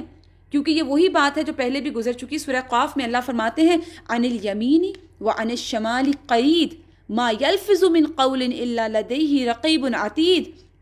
یعنی ایک فرشتہ اس کے دائیں اور دوسرا اس کے بائیں جانب بیٹھا ہوا ہے. تو انسان جو بولتا ہے اس کے پاس نگران اور حاضر باش نگران موجود ہے، تیار، ریڈی لکھنے کے لیے. کہتے ہیں کہ ایک فرشتہ نیکی اور دوسرا بدی لکھتا ہے، اور احادیث اور آثار سے معلوم ہوتا ہے کہ دن کے 2 فرشتے الگ ہیں اور پھر ان کی ڈیوٹیز بدلتی ہیں. عصر اور فجر کے وقت، رات کے وقت 2 فرشتے الگ ہیں. اور پھر آگے نیکیوں کا بھی ذکر کیا جا رہا ہے. فرمایا یعلمون ما تفعلون، جو تم کرتے ہو وہ فرشتے وہ جانتے ہیں. یہی بات کی گئی نا ان الابرار لفی نعیم، تو یقیناً نیک لوگ جنت میں عیش و آرام میں نعمتوں میں ہوں گے. وان الفجار لفی جحیم، اور پھر بدکار لوگ دوزخ میں ہوں گے. یصلونھا یوم الدین، بدلے والے دن اس میں جائیں گے، یعنی قیامت کے دن. جزا اور سزا کا انکار کرنے والے اس دن جہنم میں اپنے اعمال کی سزا کی وجہ سے داخل ہوں گے. وما ہم عنہا بغائبین، وہ اس سے غائب بھی نہیں ہو پائیں گے، یعنی کبھی اس سے جدا نہیں ہوں گے، کبھی اس کے سامنے سے نہیں ہٹ پائیں گے. اس میں ہی ہمیشہ رہیں گے، وہاں سے کہیں نہیں جا سکیں گے. جہنم ان کو کہیں نہیں جانے دے گی، وہیں ہمیشہ رہیں گے، وہاں سے کبھی غائب نہیں ہو پائیں گے. وما ادراک ما یوم الدین، اور تجھے کیا خبر کہ بدلے کا دن کیا ہے. ثم ما ادراک ما یوم الدین، اور میں پھر کہتا ہوں کہ تجھے کیا معلوم کہ جزا اور سزا کا دن کیا ہے. یہ تکرار جو کی گئی نا، ڈبل ریپیٹیشن آ رہی ہے، اس کی عظمت اور اس کی مشکل اور اس کی ہولناکیوں کی وضاحت کے لیے کہ تمہیں پتہ ہے وہ کیا دن ہے. اب تمہیں کیا پتہ وہ کیا دن ہے. یوم لا تملک نفس لنفس شیئا، وہ ایسا دن ہوگا جس دن کوئی شخص کسی کے لیے کسی چیز کا مختار نہ ہوگا. والامر یومئذ للہ، اور تمام تر احکامات اس روز اللہ کے لیے ہو جائیں گے. یعنی دنیا میں تو اللہ نے عارضی طور پر آزمانے کے لیے انسان کو کم و بیش کچھ فرق کے ساتھ کچھ پاورز دے رکھی ہے نا، لیکن قیامت والے دن تمام پاورز صرف اور صرف اللہ سبحانہ تعالیٰ کے ہاتھ میں ہوں گی. جیسے سورہ المؤمن میں بھی آتا ہے، اللہ فرماتے ہیں لمن الملک اليوم للہ الواحد القہار، آج بادشاہت کس کے لیے ہے؟ اللہ واحد قہار کے لیے. اسی لیے نبی کریم صلی اللہ علیہ وآلہ وسلم نے اپنی پھوپھی صفیہ، ہم نے پڑھا تھا نا یہ بھی سیرہ سیشنز میں کہ حضرت صفیہ اپنی صاحبزادی حضرت فاطمہ کو فرما دیا تھا لا املک لکم من اللہ شیئا، اور بنو ہاشم اور بنو عبد المطلب کو بھی کیا کہا تھا انفذوا انفسکم من النار انقذوا انفسکم من النار واللہ لا املک لکم من اللہ شیئا، کہ اپنے آپ کو آگ سے بچاؤ، اللہ کی قسم میں تمہارے لیے کسی قسم کی کوئی مدد نہیں کر سکوں گا، یعنی میں تمہیں نہیں بچا سکوں گا۔ تو آپ دیکھیے کہ اس صورت میں بھی ہمارے لیے سیکھنے کی کتنی باتیں ہیں، اور اسپیشل چیز یہ کہ انسان اپنے رب کے بارے میں دھوکے میں مبتلا نہ ہو، کیونکہ یہ دھوکہ ہی تو ہے جو آج ہمیں عمل نہیں کرنے دے رہا۔ ہم نے ایک اور لیبل لگا کے دیکھیے، ہم کہتے ہیں اللہ غفور الرحیم ہے، الحمدللہ ثم الحمدللہ اللہ ہے، لیکن اور ادر ہینڈ ہم اللہ قہار، اللہ جبار، اللہ قہار ہے، جبار ہے، یہ والی صفات جو ہیں ہم اس کو ٹوٹلی بھلا دیتے ہیں، اور ہم کہتے ہیں کہ اس طرف تو بات بھی نہ کرو، صرف اللہ کی رحمت کی بات کرو، اور اسی رحمت کو ہم اپنے اوپر حاوی کر کے گناہ کرتے رہتے ہیں، اور پھر بسا اوقات توبہ بھی نہیں کرتے کہ اللہ بڑا غفور الرحیم ہے، وہ معاف کر دے گا۔ تو یاد رکھیے، ہم بار بار یہی بات کہتے ہیں اور دہراتے ہیں کہ کیا اللہ کے رسول غفور الرحیم نہیں تھے؟ کیا اللہ ان پر رحم کرنے والے نہیں تھے؟ لیکن وہ سب سے زیادہ اللہ سے ڈرنے والے تھے۔ تو یہاں پہ یہ آیت بہت زیادہ ڈرانے والی ہے کہ یا ایھا الانسان ما غرک بربک الکریم، دیکھو تو صحیح وہ رب ہے کون، کیا کچھ لے چکے ہو اس سے، اور دینے کی دفعہ ایسے کرتے ہو۔ ہم تو دنیا میں اتنے زیادہ ایسے لوگ ہیں کہ ہم کہتے ہیں کہ کسی نے مجھے سوٹ دیا، تحفہ دیا، تو میں اس کو ایسا دوں کہ یہ نہ ہو کہ اچھا نہیں لگتا، اس نے میرے لیے بہت کیا ہے۔ دنیا میں ہم کہتے ہیں اچھا نہیں لگتا، اس نے میرے لیے بہت کیا ہے، اس کو میں اس کے لیول کا دوں، اس کی پسند کا دوں۔ اور جب رب کی بات آتی ہے، اس بات کے اوپر سوچنے کی ضرورت ہے۔ اور اسی طرح کرامن کاتبین ہر وقت ہر لمحہ لکھ رہے ہیں، کوئی لمحہ نہیں جانے دیتے۔ اور پھر قیامت کا دن، جس دن کوئی نفس کسی کے کام نہیں آئے گا، سارے امور صرف اور صرف اللہ سبحانہ وتعالیٰ کی طرف ہی لوٹائے جائیں گے۔ سورہ المطففین، بسم اللہ الرحمن الرحیم۔ بسم الله الرحمن الرحيم ويل للمطففين الذين إذا اكتالوا على الناس يستوفون وإذا كالوهم أو وزنوهم يخسرون ألا يظن أولئك أنهم مبعوثون ليوم عظيم يوم يقوم الناس لرب العالمين۔ بسم اللہ الرحمن الرحیم۔ اللہ سبحانہ تعالیٰ کا ارشاد ہے ویل للمطففین، بڑی خرابی ہے ناپ تول میں کمی کرنے والوں کی۔ اب یہاں پر بعض اسے مکی اور بعض مدنی صورت قرار دیتے ہیں، بعض کے نزدیک مکہ اور مدینہ کے درمیان میں نازل ہوئی۔ ہلاکت، مطففین، ہلاکت، رسوائی، تباہی، ویل کا جو لفظ ہے، ہلاکت، رسوائی، تباہی، افسوس کن کے لیے؟ للمطففین۔ اتنی ساری باتیں کی گئیں، اور جو ویل ہے وہ جہنم کی ایک وادی کا نام بھی ہے نا، جس کے بارے میں آتا ہے کہ جو جہنم ہے وہ بھی اس سے دن میں کتنے 100 مرتبہ پناہ مانگتی ہے۔ تو یہاں پر سوچئے 400 بار جہنم بھی اس ویل سے جو ہے وہ پناہ مانگتی ہے۔ تو ویل للمطففین، ایسے لوگوں کے لیے جو کمی کرنے والے، ڈنڈی مارنے والے، معمولی چیز کی کمی مراد ہے یہاں پر، چھوٹے سے چھوٹا گھپلا۔ حضرت ابن عباس فرماتے ہیں کہ جب نبی کریم صلی اللہ علیہ وآلہ وسلم ہجرت کر کے مدینہ آئے تو مدینہ والے ناپ تول میں کمی کرنے میں سب سے برے تھے۔ اللہ نے ویل للمطففین اتاری تو ان کی اصلاح ہو گئی۔ ناپ تول یاد رکھیے امانت ہے، حدیث میں آتا ہے الوزن الامانہ والکیل امانہ، کہ وزن اور ناپ امانت ہے، ان میں کمی نہیں کی جا سکتی۔ نبی کریم صلی اللہ علیہ وآلہ وسلم نے فرمایا جب لوگ، اب یہ حدیث بہت ڈرانے والی ہے، جب لوگ ناپ تول میں کمی کرتے ہیں تو انہیں قحط سالیاں اور سخت تکالیف اور بادشاہوں کے ظلم دبوچ لیتے ہیں، کیونکہ یہ دھوکہ ہے نا، لینے والے کو بھی لگا میں نے پورا لیا، دینے والے کو لگا میں نے کمی کر کے، مطلب پورا کمی کر کے دینے والے نے دیا۔ تو دھوکہ دیا اس نے. رسول اللہ صلی اللہ علیہ وسلم نے فرمایا جس نے دھوکہ دیا وہ ہم میں سے نہیں, اور مکر اور دھوکہ یہ دونوں آگ میں ہوں گے. تو یہاں پر جو سورت کی ابتدا ہے وہ بہت ہی پاورفل طریقے سے اور بہت ہی اسٹرانگلی کنڈیم کرتے ہوئے فرمایا ویلن, ہلاکت, تباہی, بربادی, خرابی, اور پھر جہنم کی وادی کا بھی نام ہے. کن کے لیے؟ للمطففین, مطففین کے لیے, کمی کرنے والوں کے لیے, تطفیف کرنے والوں کے لیے. اور یہ تطفیف کیا ہے؟ کمی کرنا. میں آپ کو بار بار بتا رہی ہوں کہ یہ بڑی سے بڑی چیز نہیں ہے, چھوٹی سے چھوٹی بات بھی اس میں آتی ہے. اور وہ کون لوگ؟ یہ مطففین کی ڈیفینیشن آگے اللہ تعالیٰ خود بتا رہے ہیں, الذین اذا اکتالوا علی الناس یستوفون, جب وہ لوگوں سے لیتے ہیں, ناپ کر لیتے ہیں تو پورا پورا لیتے ہیں. وَإِذَا كَالُوهُمْ أَوْ وَزَنُوهُمْ يُخْسِرُونَ, اور جب انہیں ناپ کر یا تول کر دیتے ہیں تو کم دیتے ہیں. اللہ اکبر. آپ دیکھیے کہ آج ہمارا معاشرہ کیا اس چیز کا پورا وکٹم نہیں ہے؟ کیا ہم نہیں دیکھ رہے کہ ہمارے ساتھ کیا ہو رہا ہے یا ہم کسی کے ساتھ کیا کر رہے ہیں؟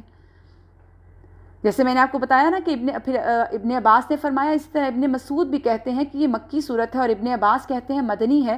اور تیسری رائے یہ بھی ہے کہ مکہ اور مدینہ کے بیچ میں کے موقع پر یہ نازل ہوئی. اور یہاں پر ناپ تول میں ڈنڈی کا جو ایک معاشرتی اور اخلاقی برائی ہے اس کو کنڈیم کیا جا رہا ہے. کسی کو آپ نے مال دیا اور جب اس سے لیا تو اس نے آپ کو کم کر کے دیا. مثال کے طور پر کپڑا خریدا آپ نے, کپڑا ناپنے والے نے کپڑا کھینچ کر دیا اور کم کر دیا. بعض اوقات آپ دودھ لیتے ہیں, دودھ ناپا جاتا ہے اور دودھ کم نکل آئے. پھر اس طرح پیٹرول ڈالنا گاڑی میں تو مشین میں کمی کر دینا, کچھ تولنا تو تھوڑا سا گنتی میں زیادہ کر دینا. کچھ یہ بھی آتا ہے نا سننے میں کہ وہ لوگوں نے اکثر اپنی جو تولنے والے ترازو ہوتے ہیں ان کے ساتھ کچھ ویٹ لگائے ہوتے ہیں, یا بسا اوقات اور بہت سی چیزیں اس میں آتی ہیں. اور یہ سب اس لیے برائی کیوں ہے, اس کے بارے میں کیوں اتنا کنڈیم کیا گیا؟ کیونکہ دیکھیے آپ نے کسی کا حق پورا نہیں دیا.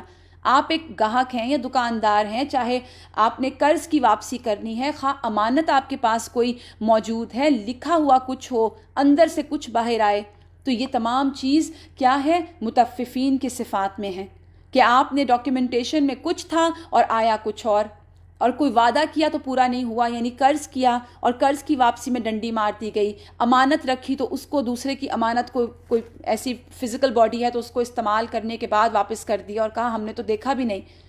مثال کے طور آپ دیکھیے, آپ بازار سے آٹا خریدتے ہیں, چاول کا توڑا خریدتے ہیں, لکھا ہوا ہو 20 kg اور نکلے 19, تو پھر کیا حال ہوگا؟ کئی تو جا کر واپس کرائیں گے دکاندار کو, اور جو نہیں واپس کرتے وہ گھر میں بیٹھ کے برا بھلا کہتے رہیں گے. دکاندار کے پاس کو پکڑنے چلا جائے گا تو وہ دکاندار کے پاس جا کے کہے گا, دکاندار کہے گا میں کیا کروں, مجھے تو ڈیلر نے ایسے دیا.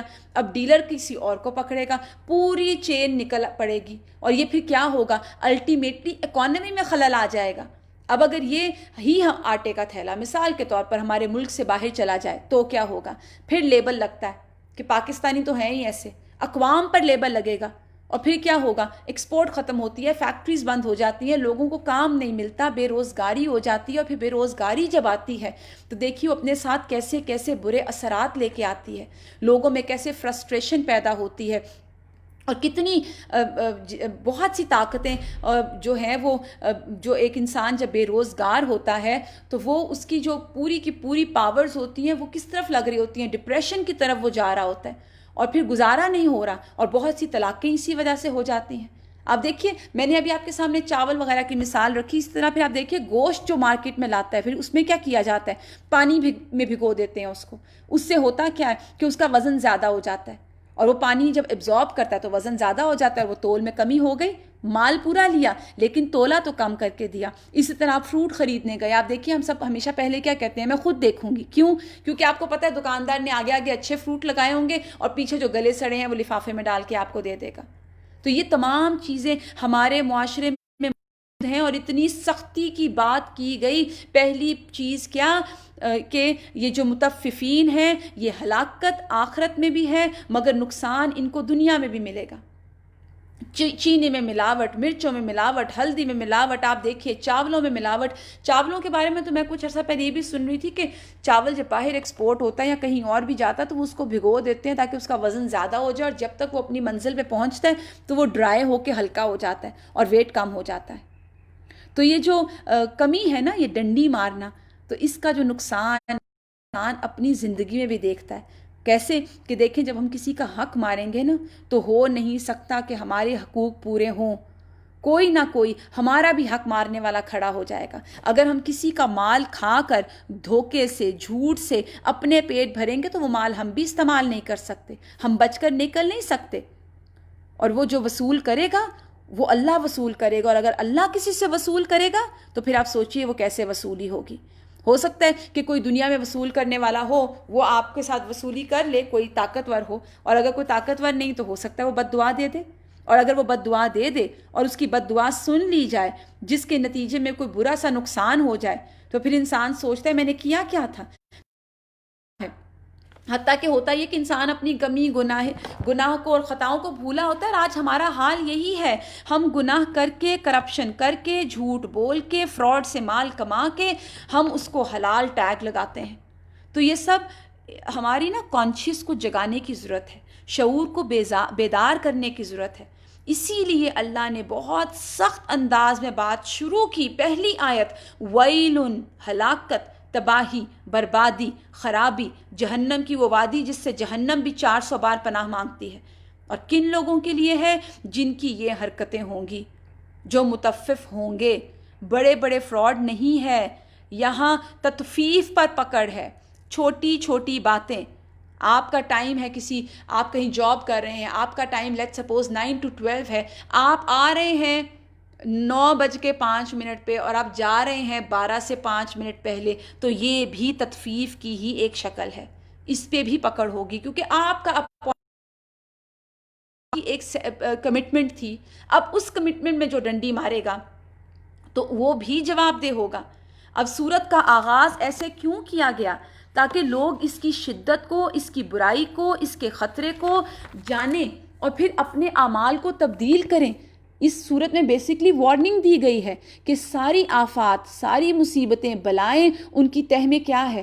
یہ برا اخلاق، کہ یعنی انسان اپنا حق پورا لے اور دوسرے کو دینے میں ڈنڈی. یہاں یہ نہیں کہا گیا کہ پورے کا پورا فراڈ کر دیتے ہیں، پورے کا پورا فراڈ نہیں، بات ڈنڈی مارنے کی ہو رہی ہے. تو یہاں پر برا اخلاق یعنی انسان پر جتنی مصیبتیں آتی ہیں نا تو تہ میں جو خرابی نظر آئے گی وہ کیا ہوگی؟ برا اخلاق. آپ نے کسی کا مذاق اڑایا، آن ادر ہینڈ تھوڑی دیر بعد ہی آپ دیکھیں گے کوئی آپ کا اسی بات پہ مذاق اڑا دے گا. ہاں، دیکھنے کے لیے نظر چاہیے، سوچنے کے لیے، پلٹنے کے لیے نظر چاہیے، جو کہ عموماً ہم اس کو استعمال نہیں کرتے. اور پھر اس کی وجہ کیا ہے؟ دنیا کی محبت، مال کی حرص، جو یہ بھی نہیں دیکھنے دیتی کہ مال حرام ہے، جو آ رہا ہے کہاں سے آ رہا ہے. حرام آ رہا ہے تو خواہ کتنے ہی گھٹیا طریقوں سے آ رہا ہے، کرپشن ہے، رشوت ہے، ملاوٹ ہے، ناجائز زمینوں پر قبضے ہیں، وراثت کے مال میں خرد برد ہے، لوگوں کے حق مار کر. یہ سب بدترین صورتیں ہیں.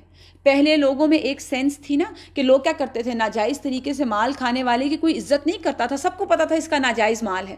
مگر آج یہ بھی نہیں رہا. ہمارے اخلاق ایسے ہو گئے کہ ہمارے لیے امپورٹنٹ یہ ہے کہ کس کا فائنینشیل سٹیٹس کیا ہے، اس کی ہم رسپیکٹ کریں گے، اس کے آگے ہم جھکیں گے، اس کی واہ واہ کریں گے، ایون اس کو امر بالمعروف بھی نہیں کریں گے، اس کو مشورہ بھی نہیں دے سکیں گے کہ تمہیں اگر یہ پریشانیاں ہیں تو غلط کام چھوڑ دو، حرام کام چھوڑ دو، زندگی سے حرام نکالو، مصیبت دور ہو جائے گی. آج آپ دیکھیے انسان جب مرتا ہے تو پھر وہ اپنے ساتھ کیا لے کے جائے گا؟ اپنے یہی اعمال ساتھ لے کے جائے گا. اسی لیے یہاں پر جو انسان کو سب سے پہلی بات جو یہاں پر ایک وصیت کی گئی یا ڈرایا گیا یا وارننگ کی گئی وہ کیا ہے؟ ویل للمطففین، ہلاکت ہے ناپ تول میں کمی کرنے والے، ڈنڈی مارنے والوں کے لیے. اور دیکھیے میں بار بار یہ بات کر رہی ہوں کہ ڈنڈی کا لفظ ہے. ناپ تول میں کمی کرنا بہت بری اخلاقی بیماری ہے. ناپ تول میں کمی کرنے سے قحط سالیاں آتی ہیں، حکمرانوں کا ظلم مسلط کر دیا جاتا ہے. وَإِذَا كَالُوهُمْ أَوْ وَزَنُوهُمْ يُخْسِرُونَ. اور ہم آج دیکھ لیجئے کہ یہ پورا جو ہمارا ابھی یہ کرونا کا بھی ٹائم گزرا ہے، کیسی کیسی چیزیں دیکھنے میں نہیں آئیں. کیا آپ ٹیسٹ دیکھ لیں، کیا آپ لوگوں کا میڈیسنس کے ٹورڈز جو لوگوں کا ایٹیٹیوڈ تھا کہ جو دوائی لگا اس فائدہ مند ہے وہ مارکیٹ سے غائب ہو گئی. آٹا ہے تو وہ غائب ہو گیا، چینی ہے تو وہ غائب ہو گئی، پیٹرول ہے تو وہ غائب ہو گیا. تو یہ تمام چیزیں کیا ہیں؟ ذخیرہ اندوزی، اور اس کے پیچھے وجہ کیا ہوتی ہے کہ ناجائز طریقے سے مال ہتھیا لیا جائے. تو یہ تمام چیزیں جو ہیں یہ سب دیکھنے والی ہیں اور سوچنے والی ہیں، اور ہم سب کو اپنی اپنی جگہ اپنی اپنی اصلاح کرنی ہے. الا یظن، اب یہاں پر انکار اور تعجب کے ساتھ اولئک انہم مبعوثون، کیا انہیں اپنے مرنے کے بعد جی اٹھنے کا خیال نہیں ہے؟ یہاں انکار اور تعجب ہو رہا ہے. اللہ تعالیٰ ایسے بیان فرما رہے ہیں کہ وہ خیال نہیں رکھتا، کیا اس کو پتہ نہیں ہے، یقین نہیں ہے کہ وہ دوبارہ اٹھایا جائے گا؟ اب آپ ذرا یہ سوچئے کہ کافر تو پہلے ہی انکار کرتے ہیں کہ ان کو پتہ ہے ہم نے آخرت میں اٹھنا ہی نہیں، ہم نہیں اٹھائے جائیں گے. تو یہ کس کے لیے کہا جا رہا ہے؟ کون مراد ہے؟ جو بظاہر کہتے ہیں کہ ہم آخرت کو مانتے ہیں، مگر ان کا سوال اور جواب کا ان کو کوئی ڈر نہیں، قیامت کے دن اللہ کے آگے کھڑے ہونے کا کوئی ڈر نہیں. تو پھر اس میں کون ہو سکتا ہے؟ میں اور آپ بھی ہو سکتے ہیں. الا یظن اولئک انہم مبعوثون، کیا انہیں اپنے مرنے کے بعد جی اٹھنے کا خیال نہیں؟ لیوم عظیم، اس دن، اس عظیم دن کے لیے. کیوں؟ یعنی اس دن کی عظمت کیا ہے، اس دن کی کتنا بڑا ہوگا؟ پہلی تو بات ہے کہ 50,000 سال کا وہ ایک دن ہوگا. حدیث میں آتا ہے رب العالمین کے سامنے کھڑے ہوں گے، اور نبی کریم صلی اللہ علیہ وآلہ وسلم نے پھر اس یوم یقوم الناس لرب العالمین، اور اس وقت تمہارا کیا حال ہوگا. آپ صلی اللہ علیہ وسلم نے اس آیت کی تلاوت کی اور کہا اس وقت تمہارا کیا حال ہوگا جب اللہ تمہیں 50,000 سال کے لیے اس طرح اکٹھا کرے گا جس طرح تیر کمان میں ڈالا جاتا ہے. تیر کمان میں کتنا سٹریٹ کر کے ڈالا جاتا ہے نا، اور تیر کیا ہوتا ہے؟ پھر سیدھا ہو جاتا ہے. یعنی تیر کی طرح کھڑے ہوگا اور تمہاری طرف نظر بھی نہیں کرے گا، تمہاری طرف نظر بھی نہیں کرے گا. اور عبداللہ بن مسعود کی روایت میں آتا ہے کہ اللہ کے رسول صلی اللہ علیہ وآلہ وسلم نے فرمایا اللہ تعالیٰ پہلوں اور پچھلوں کو مقررہ معلوم دن میں 40 سال کے قیام کے برابر جمع کرے گا، اور اس حال میں کہ ان کی نگاہیں اٹھی ہوں گی، وہ فیصلے کے منتظر ہوں گے. فرمایا اللہ عز و جل بادلوں کے سائے میں عرش سے کرسی کی طرف نزول فرمائے گا، اور پھر ایک منادی پکارے گا، اے لوگو، کیا تم اپنے اس رب سے راضی نہیں ہو جس نے تمہیں پیدا کیا، جس نے تمہیں رزق دیا اور تمہیں حکم دیا کہ تم صرف اسی کی عبادت کرو اور اسی کے ساتھ کسی کو شریک نہ کرو، اور تم میں سے ہر شخص کو اس کا دوست بنا دے وہ جس کے ساتھ وہ دنیا میں دوستی کرتے تھے اور جس کی دنیا میں عبادت کرتے تھے؟ کیا یہ تمہارے رب کی طرف سے انسان؟ تو لوگ کہیں گے کیوں نہیں؟ تو ہر قوم اس کی طرف چل پڑے گی جس کی وہ عبادت کرتی ہوگی اور دنیا میں جس سے دوستی رکھتی ہوگی، اور اس دن زمین اپنے سارے خزانے نکال کے باہر رکھ دے گی اور سب کچھ باہر آ جائے گا نا.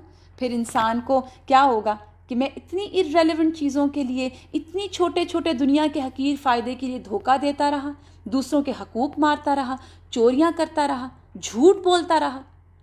اگر ہم آج اس دن کی مشقت سے بچنا چاہتے ہیں نا تو یہ تمام چیزیں چھوڑنی ہوں گی. مومن کے لیے تو وہ جو دن ہوگا وہ سورج ڈھلنے سے غروب ہونے تک کی مدت کا ہوگا، جیسے ظہر کی نماز کا وقت ہوتا ہے. تو یہاں پر یہی فرمایا الا یظن اولئک انہم مبعوثون لیوم عظیم یوم یقوم الناس لرب العالمین، جس دن سب لوگ رب العالمین کے سامنے کھڑے ہوں گے. بہت ہی خوبصورت اور بیوٹیفل انداز ہے، زبردست انداز ہے بات کرنے کا. اور مراد کیا ہے؟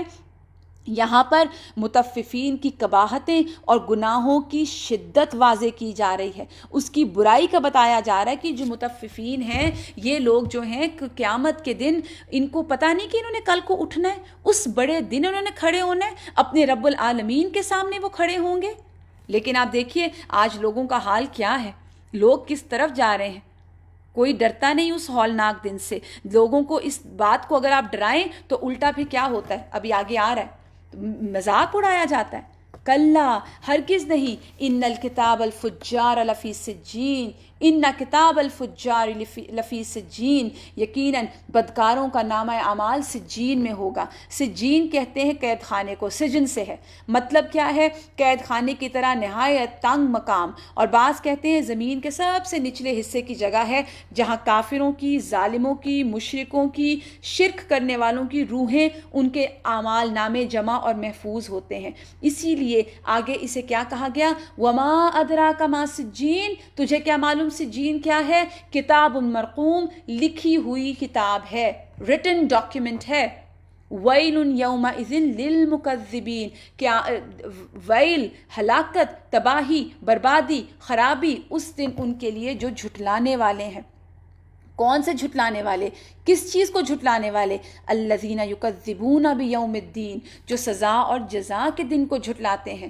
وما یکذب بہ الا کل معتد اثیم، اور اسے صرف وہی جھٹلاتا ہے جو حد سے نکل جانے والا اور گنہگار ہے، اپنی حدوں کو کراس کرنے والا، اپنے گناہوں میں اتنا انوالو کہ اپنی لمٹس کو کراس کر گیا، اپنی باؤنڈریز کو کراس کر گیا، اللہ کی آیات سن کر ان پر غور و فکر نہیں کرتا، بلکہ کیا کہتا ہے؟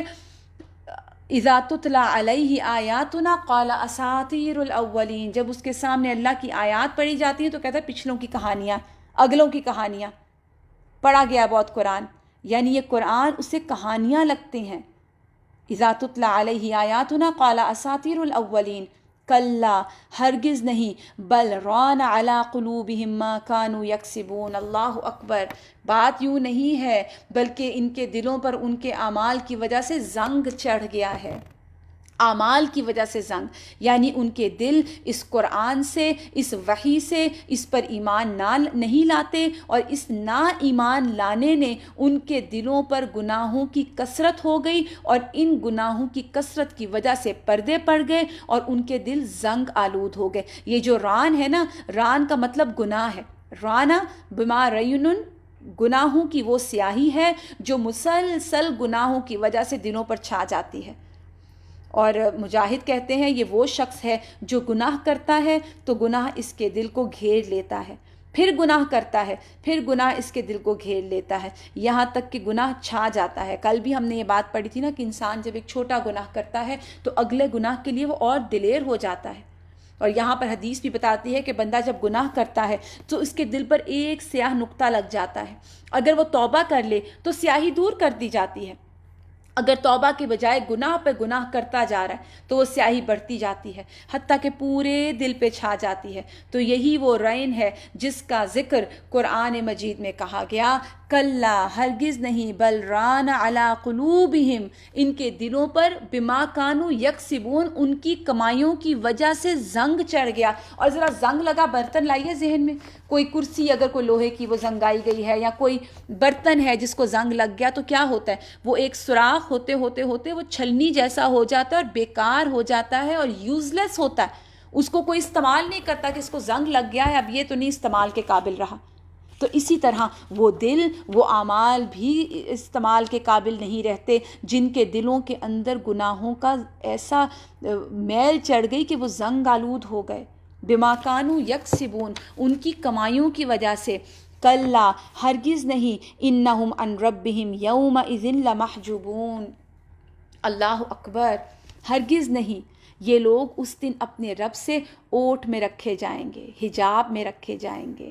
کیا مراد ہے؟ محجوبون، یعنی اس دن ان کے سامنے، ان کے اور ان کے رب کے درمیان پردہ ہوگا، یہ اللہ کی دیدار سے محروم رکھے جائیں گے، وہ دیدار جس کے لیے انسان پوری زندگی دعائیں کرے، محنت کرے اور ساری عمر خواہش کرے کہ میں اپنے رب کو دیکھوں وہ کیسا ہے۔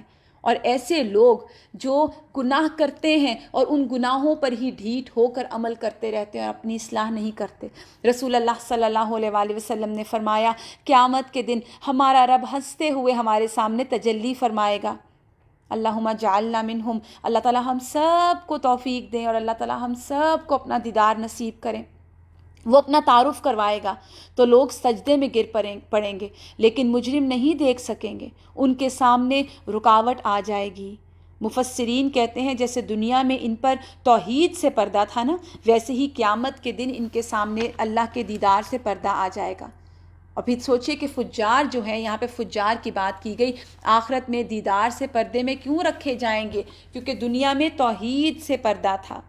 اور اب دیکھیے کہ انسان کا جو دل ہے نا، وہ پھر گناہ کی وجہ سے ایسا زنگ آلود ہو جاتا ہے کہ وہ پھر عمل نہیں کرتا، اور پھر جب عمل نہیں کرتا تو پھر موت آ جاتی ہے، اور موت میں پھر جب جائے گا اس دنیا سے بغیر اچھے اعمال کے جائے گا تو اللہ کا دیدار کیسے نصیب ہوگا؟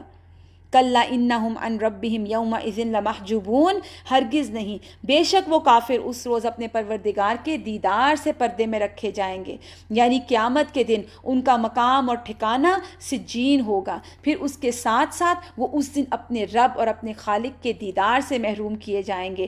حضرت امام ابو عبداللہ شافعی رحمہ اللہ فرماتے ہیں کہ یہ آیت کریمہ اس بات کی دلیل ہے کہ اہل ایمان اس دن اپنے رب کے دیدار سے فیض یاب ہوں گے۔ ثم انہم لصال الجحیم، پھر وہ ضرور دوزخ میں داخل ہونے والے ہیں، یعنی یہ کافر ہوں گے، اللہ رحمان کے دیدار سے محرومی کے ساتھ ساتھ جہنم بھی رسید کیے جائیں گے۔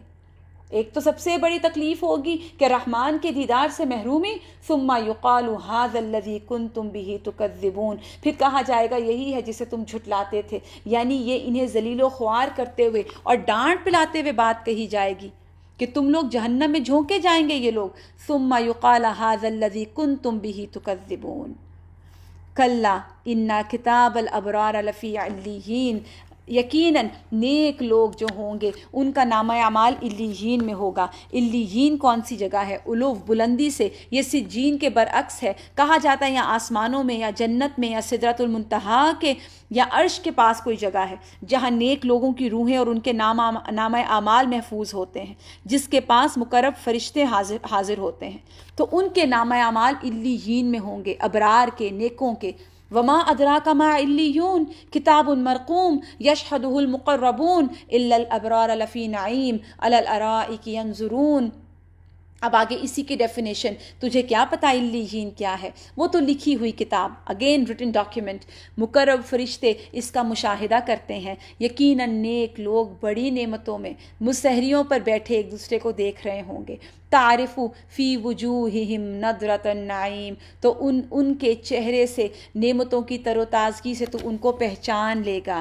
جس طرح دنیا میں خوشحال لوگوں کے چہرے کیسے ہوتے ہیں؟ عمومی طور پہ بہت فریش ہوتے ہیں، تازگی ہوتی ہے، ان کی آسائشوں، سہولتوں اور نعمتوں کی وجہ سے وہ فریش فیس والے ہوتے ہیں۔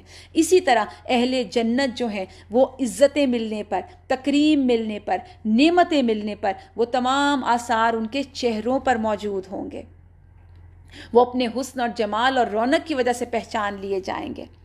تو یہاں اتنی خوبصورت یہ آیت ہے، اور پھر آگے فرمایا تعرف فی وجوہہم نضرۃ النعیم اللہم اجعلنا منہم یسقون من رحیق مختوم، یہ لوگ خاص سرب مہر خالص شراب پلائے جائیں گے۔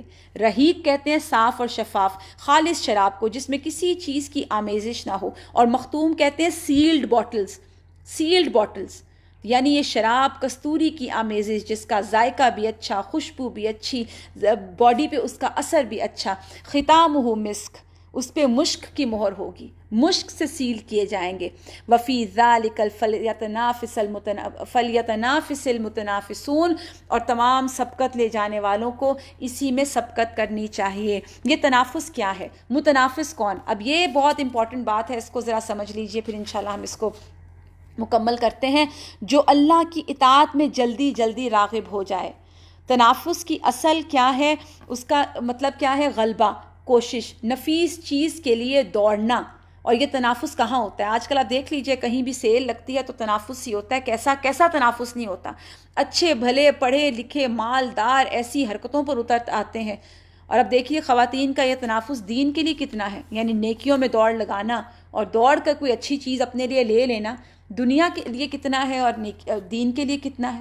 ایک تو یہ ہے نا کہ پریکٹیکلی کیسے اچھے لوگ اچھے کاموں کی طرف بڑھنے کے لیے کوشش کریں، ٹھیک ہے، تو دوسروں کو ضرر دیے بغیر ادھر پہنچ جائیں، مثال کے طور پر آپ دیکھیے، ایک تنافس ہوتا ہے نیکی کے لیے تنافس کرنا، رش کرنا. جیسے مثال کے طور پر آپ کو تراویح میں اپنی پسند کی جگہ چاہیے مسجد میں، تو آپ جلدی آ رہے ہیں، بیٹھ رہے ہیں، کر رہے ہیں. ایک طریقہ یہ کہ آپ دوسرے کو کھینچ رہے ہیں، پیچھے کر رہے ہیں. تو یہ پسندیدہ تنافس نہیں ہے. پسندیدہ تنافس کیا ہے کہ دوسروں کو بھی تکلیف نہ ہو اور آپ جو ہے نیکی کے کام میں آگے پہنچ جائیں. اسی طرح حرم کے صحن میں ایسا بہت دیکھنے میں آتا ہے. پھر آپ دیکھیے حجر اسود کو بوسہ دینا ہو تو وہاں کیسا تنافس ہوتا ہے. یہ پسندیدہ نہیں ہے. تنافس کون سا پسندیدہ ہے؟ جس میں دوسرے کو تکلیف نہ دی جائے. آپ دیکھیں، آپ ریاض الجنہ جاتے ہیں، وہاں کیسا تنافس کی کیسی کیسی مثالیں آپ کے سامنے ہوں گی. یہ اچھی مثالیں نہیں ہیں. آپ خیر لیں مگر دوسروں کو تکلیف دیے بغیر، دوسروں کو اذیت دیے بغیر. تو ختامہ مسک، اس کی جس کی مشک پر مہر ہوگی، وفی ذالک فلیتنافس المتنافسون، اور سبقت لے جانے والوں کو اس میں سبقت کرنے کی ایفرٹ کرنی ہے، کوشش کرنی ہے. ومزاجہ من تسنیم، اس میں آمیزش ہوگی تسنیم کی. اس جو ڈرنک دی جائے گی وہ ایسی بیوٹیفل اور ایسی ٹیسٹی ہوگی. پھر فرمایا عینا یشرب بها المقربون، یعنی وہ چشمہ جس کا پانی مقرب لوگ پئیں گے، مقرب لوگ اس میں سے پانی پئیں گے. ان الذین اجرموا کانوا من الذین آمنوا یضحکون، اور گنہگار لوگ ایمانداروں کی ہنسی اڑایا کرتے تھے. یعنی یہاں پر ان لوگوں کی بات کی جا رہی ہے جو ایمان والوں کو حقیر جانتے تھے، ان کو کم سمجھتے تھے، ان کا مذاق اڑاتے تھے. وَإِذَا مَرُّوا بِهِمْ يَتَغَامَزُونَ، اور ان کے پاس سے گزرتے تو آپس میں ایک دوسرے کو آنکھیں مارتے تھے، مذاق کے طور پر نا، تکلیف دینے کے لیے. باڈی سے، پلکوں سے، ابروؤں سے اشارے کرتے تھے. یعنی ایک دوسرے کو اپنی پلکوں اور ابروں سے اشارے کر کے ان کی تحقیر کرتے تھے، اور خود پر بہت کانفیڈنٹ تھے کہ ہم تو بہت درست ہیں. دین والوں کا مذاق اڑا کر خود اور ان کو ڈی گریڈ کر کے. اور وجہ کیا تھی؟ تکبر، خود کو بڑا سمجھنا. اور نعمت اتنی زیادہ تھی کہ ان کو لگتا ہی نہیں تھا کہ ہم کچھ غلط کر رہے ہیں.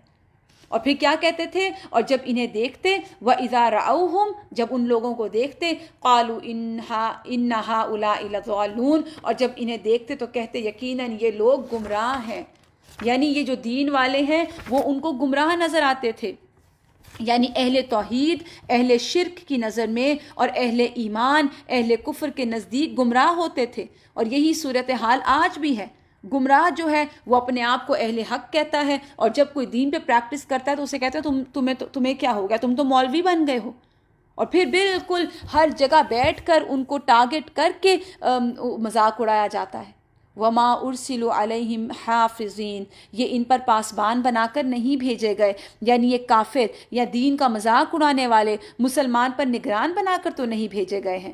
یہ ہر وقت مسلمانوں کے اعمال اور احوال ہی دیکھتے ہیں، انہی پر تبصرے کرتے ہیں، وہی ان کا ٹارگٹ ہیں، انہی کے پیچھے پڑے رہتے ہیں. ان کا کوئی بوجھ تو نہیں ہے ان پر، یہ ان کے وہ تو نہیں ہے کہ پاسبان بنائے ہوں، دروغہ تو نہیں ہے ان کے اوپر.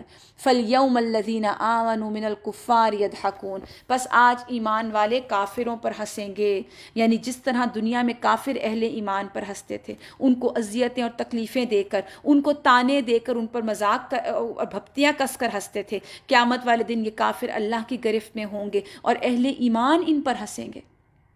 ان کو ہنسی اس بات پر آئے گی کہ گمراہ ہونے کے باوجود گمراہ خود تھے اور ہمیں گمراہ کہتے تھے.